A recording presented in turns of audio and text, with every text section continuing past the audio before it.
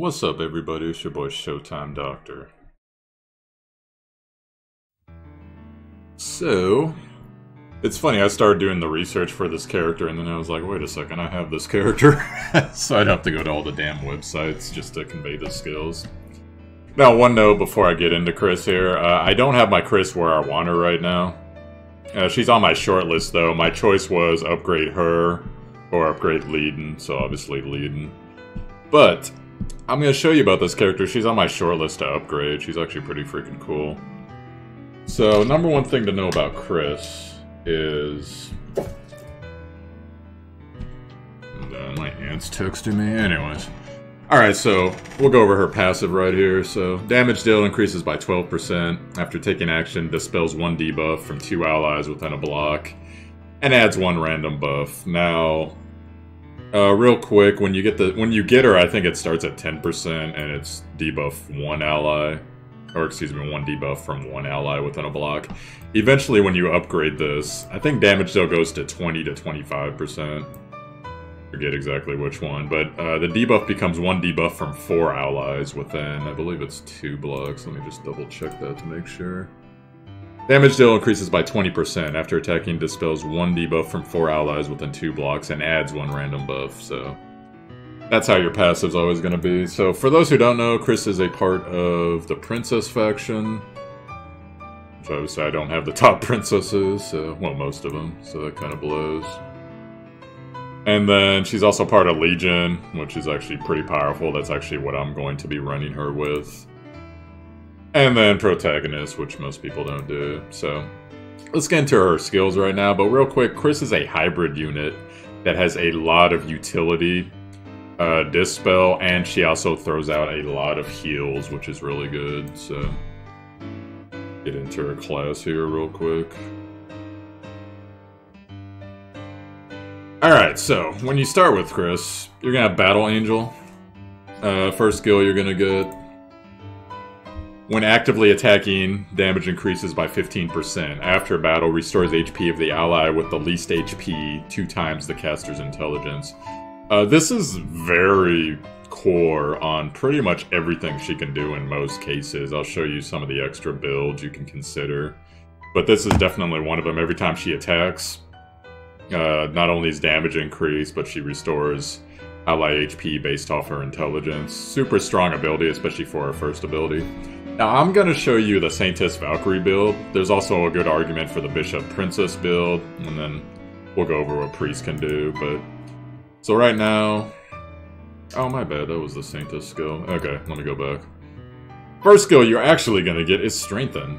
Active skill. Troop attack and intelligence increase by 20%. Immune to attack and int down, and deactivate skills last 2 turns. So this is something really good, actually, to throw on... you know, depending on what you got going on, but normally you're going to want to give this to whatever your damage is, so like a Leon, etc., because their troop attack's going to go crazy, intelligence is going to go up, and then they're going to be immune to common debuffs that are going to keep them from dealing damage. So occasionally you're going to want to throw this on your tank just because prevent the active skills from being deactivated, etc. So pretty good ability. You can go without it in some cases, but it's a pretty good ability, really good at the beginning too. So then Faith, we already ran over. When she attacks, 50% extra damage. Heal for an ally, 2 times caster's end. This, by the way, can go off. You notice it doesn't have a range cooldown. So I've seen this go off on someone completely on the other side of the damn map. So not sure if that's intended that way, but that's the way it's going on right now. As for your troopers, you're going to get the monk troop, strong against the demons. You're also going to get the infantry troop. So if you're fighting against some lancers, you can go ahead and throw this guy in. He's going to help your damage decrease. Now, what I would recommend is, if you're fighting against undead, run this guy, because later on, the harder that she's hitting, the more heals she's throwing out, which I'll show you later. But otherwise, run this guy if you need to tank some lancers, or maybe you're on that lancer anarchy dungeon or whatever. Now, when you get to Valkyrie, we'll go over troops real quick. So, heavy infantry, pretty much, there's a like higher infantry you can unlock, but heavy infantry is really good. Essentially, these guys are going to increase damage 12%, but when you're attacked, it increases their defense by 12%. So tanky makes them a lot more tankier, once again, against Lancers, too. And then Exorcist, it's the upgraded trooper, deals more damage against demons. But their defense goes up now, so pretty strong. So Redemption, this is actually magic damage. 2-turn cooldown, spanning 2 blocks. Single target 1.5 times damage. After battle, restores the ally's HP 2 times the caster's intelligence. Melee soldiers also attack. That means that they can attack from range, so like these guys will like throw their swords, etc. Pretty funny animation. But this is, you notice this is magic damage. And then some of her other skills, well, I guess you can't really see yet.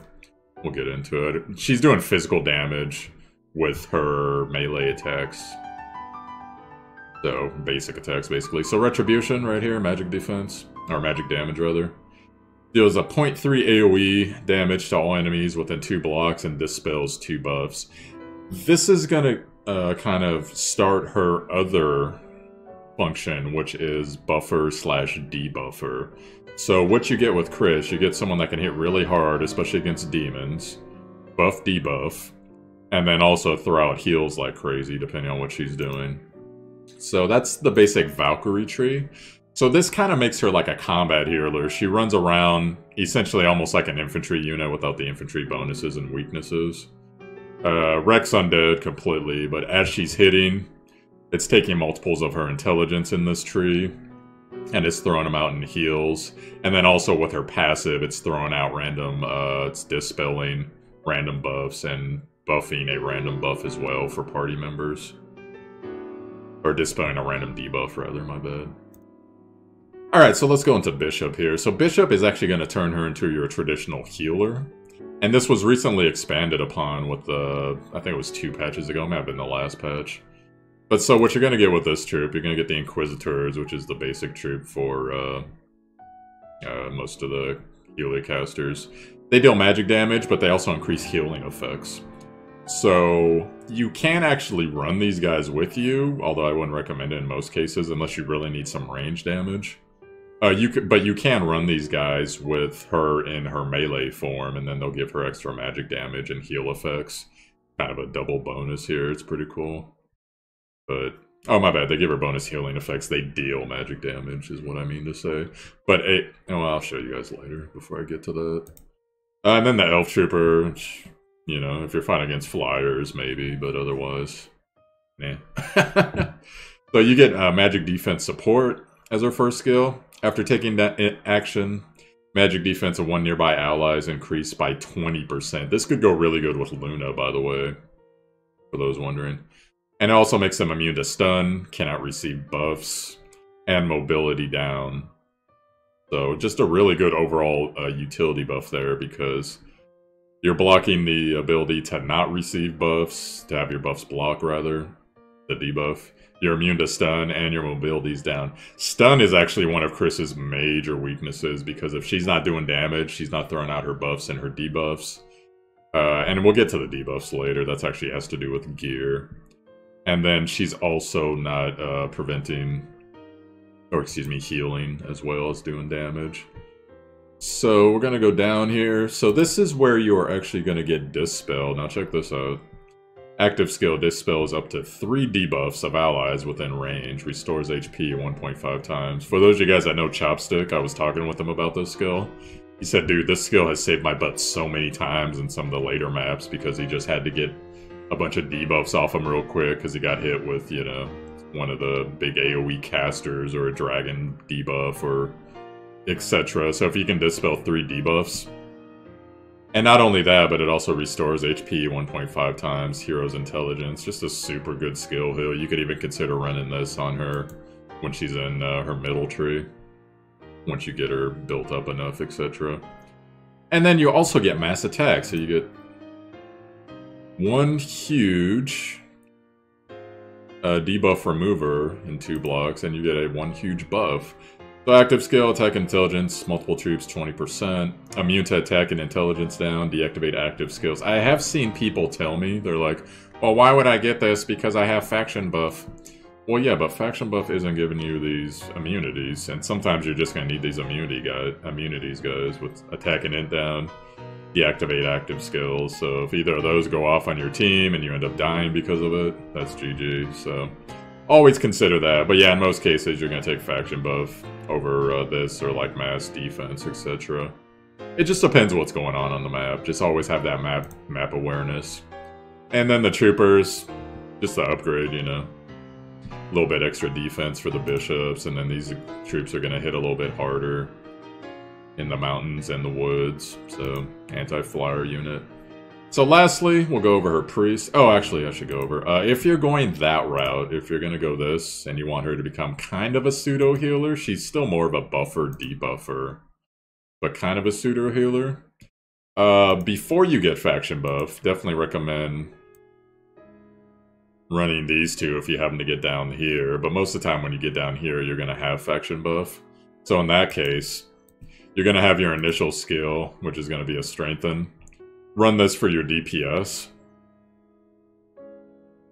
And then run this passive because you're going to be increasing magic defense. And you're also going to be throwing out these immunities, which are actually pretty important, especially even in like early mid-game dungeons. And then it's your choice after that of, do you need the Dispel? If there's lots of debuffs going on, get the Dispel. If not... Well, actually, I should couch that. If you need the Dispel with the heal, depending on how your team has the healing focus, if you really need the heal. This is on a 1-turn cooldown, so this is super strong. You can actually run this as a heal with a 3-block radius. So...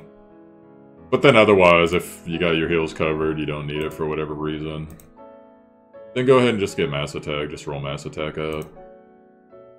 And then as for priest, you're going to get the caster troop, which these guys, they're magic damage, but they're also increasing attack. You can consider running these guys if you really need some range damage that's non-flyer focused.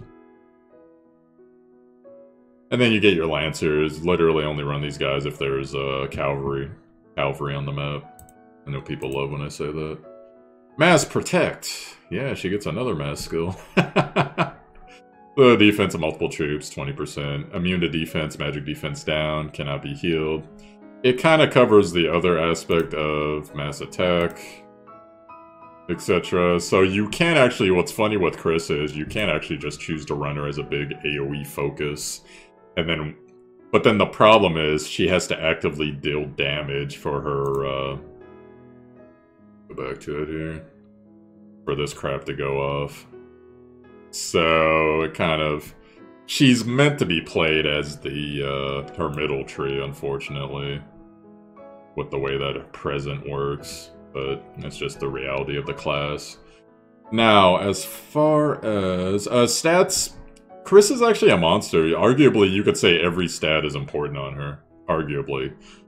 In theory, or excuse me, not in theory though, I mean HP is important on everybody. Attack's important on her if you're going on her middle tree, but intelligence is more important because most of her class abilities scale off intelligence with regard to magic damage. And, you know, 1.5 times, 2 times, etc. goes out to healing effects, etc. She's in melee a lot, so she's gonna need that defense. She's also gonna need that magic defense. And then skill gets her crit, so... Priority, though, what I would say is intelligence. Getting her attack up's not gonna be a bad thing, especially with some of the gear I'm gonna show you. HP, always get HP no matter what. And then you gotta pick one or the other, honestly, on one of these. So, defense, magic defense, pick one. Whatever you're focusing on. And then skill, if it's there. I wouldn't focus on it necessarily, but critting wouldn't be a bad thing. But it just depends what gear you're gonna run, which I'm gonna get into right now. So...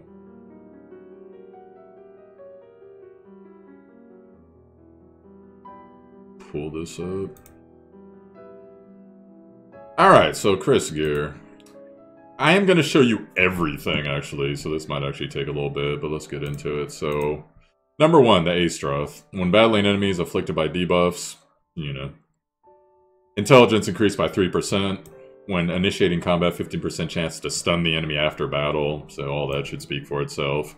Intelligence is going to be a multiplier for all her heals, and most of her damage, that's active skills. Pretty much everything that's not her melee attack. So, and then the stun is just a bonus on top of that. Now, you could also go to the Mistletoe. Healing effects plus 3%. That also includes her middle tree heals when she throws them out. Initiating combat after battle, enemies' damage dealt decreased by 10%. Gives you some passive intelligence here. Really good against dragon, etc. Goddess left hand. Healing effects, once again. Plus 3% at the start. When initiating combat after battle, grants a 50% chance to reduce enemies' mobility by 2 blocks. This is going to be better for... Most people don't use Chris in PvP. But this is going to be better for maps that have high numbers of enemies. So you can reduce mobility. Etc, etc. Now we're going to go to Oliver's staff. Healing effects once again, 3%. When initiating combat after battle, grants a 25% chance to increase the enemy's damage taken by 10%. So you could use Chris as a catalyst for helping focus a target. So once again, really good. Raid bosses, dragon. Really important targets that you want to take out ASAP, early in battles, etc. Gift of Eternal Life, which is right here. Intelligence plus 1% when initiating combat after battle. Heals ally with lowest HP 1.5 times enemy caster's intelligence. Synergizes with her passive, synergizes with certain of her skills. You could actually end up throwing out, if you do it right, and you happen to have this weapon, up to 3 heals. What you would have to do, her passive goes off, this goes off, and then I forget which skill, but there's one skill, one of the early skills in her middle tree that also throws out a intelligence modifier heal. So super sick, super good there. You'd have to be attacking that turn too, clearly. So I would actually say this is probably top tier on her, as long as there's no debuffing that needs to be done. Gift of Eternal Life. Oh wait, I forgot one weapon, my bad. Go back. Purgatory. Haha. Intelligence plus 1. When dealing damage at the end of the next turn, the enemy takes fixed damage. 1 times hero's intelligence. So that's just if you want to throw some extra damage. Now, I'm not sure if the fixed damage interacts with her passive. Her passive, once again, when she deals damage, she throws out a buff for up to 4 random allies. You got her 6-starred. Gets rid of a debuff within, I believe it's a 2-square radius, and throws out healing, which is basically global. If it is, great. If not, then maybe this isn't that great. Alright, so armor. And this is actually going to be kind of a cool set bonus thing going on here, so check this out. Tenyo's Robe. Remember Tenyo's. HP 2%, when attacked, 15% chance to dispel 1 debuff and add 1 buff. So that could just help her if she's getting focused during a long turn. Help keep her up there. And then Soul Stealer Headdress. Oh wait, Headdress, lol. Wait, why am I at Headdress? Oh, my bad, I didn't separate the helmet from the armor. Alright, so, Soul Stealer Headdress, which is over here. Yeah, where the fuck is it? Oh, there it is, 4-3. Okay. M defense plus 2%. After taking action, 25% chance to deactivate active skills of 1 enemy within 3 blocks. Last 1 turn. Pretty awesome there. Now, we're also going to get to the Tenyo Headdress. HP plus 2%. After taking action, 50% chance to grant 1 random buff to 1 ally within 2 blocks. Well, you remember how she's granting buffs to up to 4 allies within, I believe it's the same radius, 2 blocks. So this would just be another extra buff to throw out. So that could be pretty fun. And then also we get to the Shadon. Shadon, where's the damn Shadon? There it is. HP and defense plus 2%. After taking action, 25% chance to decrease damage dealt by 15% for 1 enemy within 3 blocks. Lasts a turn. So just some extra mitigation. Most likely she's going to be in the front. Most likely your enemy team is going to have their damage dealers in the front. If she manages to get in the back line and she starts sniping like casters or demons or whatever, archers, hopefully you can get this decreased damage on them if they happen to survive somehow. And we have a lot of accessories to go over. She's actually pretty fun to play with for accessories here, so... this is the first one, Holy Grail. Intelligence plus 1%. If damage was dealt on this turn, restores at 5% allies' HP within 1 block after taking action. Only thing that limits this, unfortunately, is the 1 block thing. But, you know, frontline. It'll help your frontline tanks, etc. True Cross, this is the next one. Healing effects plus 3% when battling against demons and holy units. Intelligence, magic defense, and defense increase by 10%. Significantly strong against demons, so that's going to work out pretty well. Angel Feather. HP plus, excuse me, HP plus 2%, healing effects plus 2%, immunity to stun. Once again, stun will wreck her. Stun will wreck her really hard. Pretty much all the units in the game, of course, stun wrecks, but her especially, just because if she's not at least taking action every turn, she's not throwing out the buffs, getting rid of debuffs, the heals, whatever on proc effects or after battle effects, before battle effects you have. So that's a big one, and in general for me, the biggest debuffs to be aware of: stun, block passives, block actives. Those are always the biggest ones for me. So now we're going to go to Eye of the Beholder. Intelligence plus 1.5%. When initiating combat after battle, grants a 25% chance to reduce the enemy's damage dealt by 15%.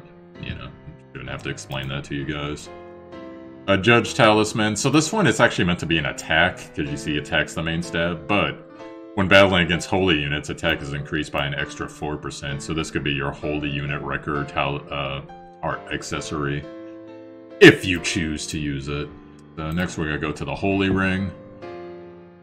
Intelligence plus 1.5%, immune skills deactivate. That's one of the things I was telling you guys. Actives deactivated. What else here? Goddess Tear. Healing effects plus 5%. After taking action, dispels one debuff for one nearby ally with healing effects. And a 2-block radius, which is about better than most of the other stuff I've shown you. So not only do the healing effects go up more, but she's dispelling a debuff within a 2-block radius. Could be really good against, or for your tanks rather, etc. Arguably top tier, this one right here. Now I'm going to show you Dimensional Jewel. This is the other one that could be top tier as well. Intelligence plus 1.5% when actively dealing skill damage. And most of her skills, once again, they're on short cooldowns. 15% chance to reduce cooldown by 1, get even more cooldown reduction. So, up to you. Personally, I would probably go Goddess Tier if I could get it, but, you know, we can't always get what we want. And then as far as enchants go, pretty simple. There's 2 schools of thought on enchanting her. So you can choose to focus on keeping her up, which at that point, not that one. Rough Sea is going to be your best bet. You get both damage modifiers as well as attacks increased by 10%, so good for physical damage, but damage taken is decreased by 15%, just something to help keep her up. Now, if you are of the fact of you want your Chris to do as much damage as possible, not that one. Meteor. When attacking troops with HP above 80%, all damage dealt after entering battle, plus 20%. This is going to help you wipe demons out pretty fantastically. Now, most guys actually hate Meteor, I've noticed, and they would prefer to have... not that one. Man, why am I getting the wrong ones? Something similar to Full Moon, so attacking defense up, just to help keep her up. Or they'd go Breeze, so damage dealt increased by 10%. And then you can get extra mobility if you want her to just be the rampaging paladin running around. So the choice is yours. I don't tell people which enchants to run, I just tell them what the school of thought is. Which ones are good. And that's pretty much it, guys, as far as Chris goes, so... pretty awesome unit. She's on my short list, like I said, to build up. And I'm going to be running her with my faction team. When I don't need Sophia, she will be the one I'll be running, just for a quick... really good for farming dungeons, actually. Just quick cleanup, still throws out lots of heals. But then you can just power through everything. My current team right now, I usually run. I'm rolling Sherry, Hein, I roll out Elwyn, Leiden, and then it's going to be Chris, but right now it's Sophia, because I need heal supports. Longer term battles, I need heal supports, I do Sophia. Shorter term farm dungeons, I do Chris. When I really need some quick damage, I roll Leon out.